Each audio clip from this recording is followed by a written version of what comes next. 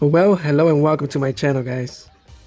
First of all, I want to say congratulations to USA.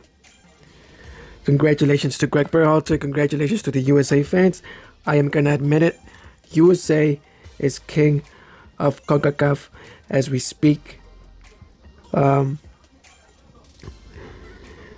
USA has a better coach. USA is doing things right. And I'm going to be honest with you guys. I only watched the first 90 minutes of this game. Because after the 90 minutes, I knew that Mexico was going to lose in overtime if it went to overtime. Mexico, if they wanted to win this game, had to score first. And they didn't. They didn't score first. And like I said, well, it didn't happen. And that allowed USA to keep their game plan and to stick to it. You know, not attack, defend, and wait for the teams to tire out. Greg Berhalter actually had players that came off the bench that could make an impact.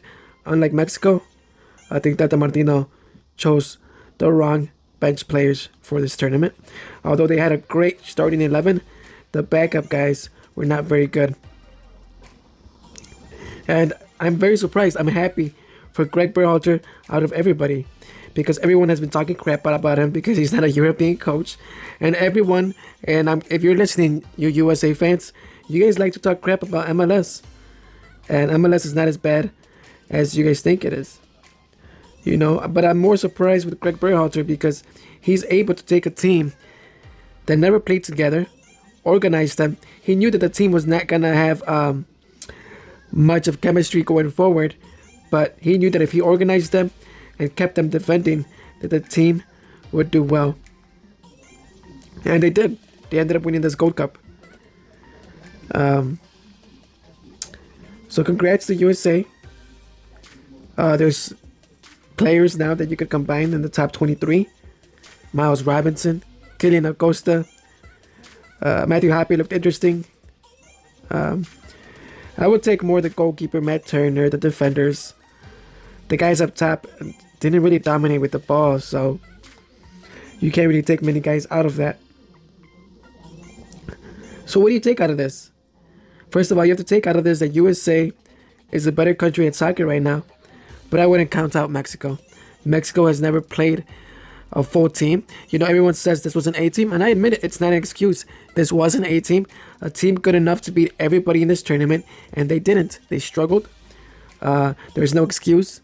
There's no excuse into the reason why Mexico lost, and it's true. It's a failure. It's not embarrassing. I mean, I thought Mexico would win 3-0, but behind the back of my head, I thought that Mexico could lose 1-0, in which they did. Because of the way this team defends. I think that overall the best team in the tournament, playing wise, was probably Qatar. Qatar was probably the best. The most surprising was Canada, because they should have beat Mexico and they should have beat USA too, with MLS players too.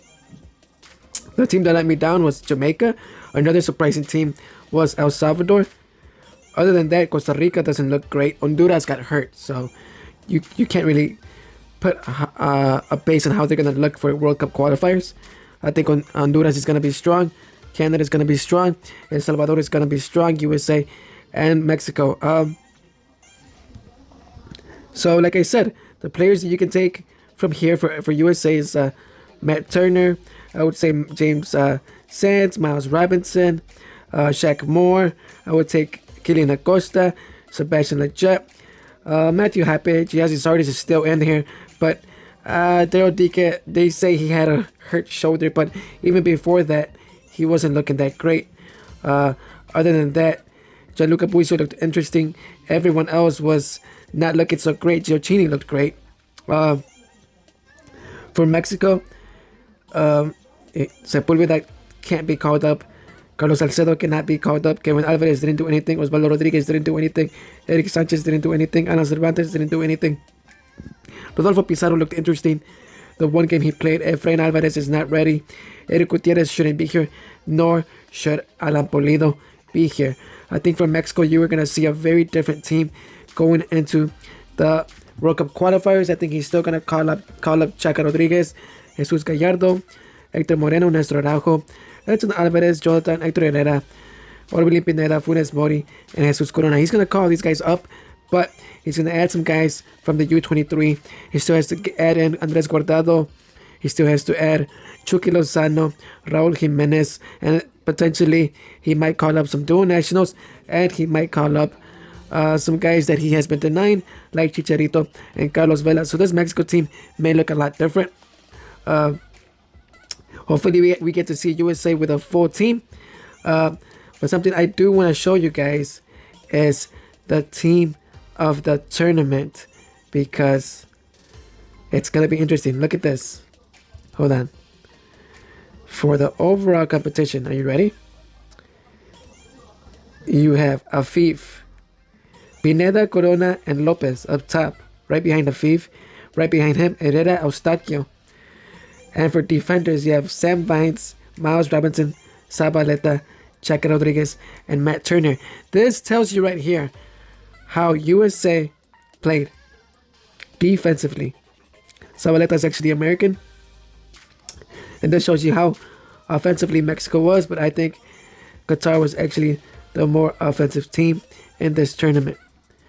Let's look at the top players and how they ended up.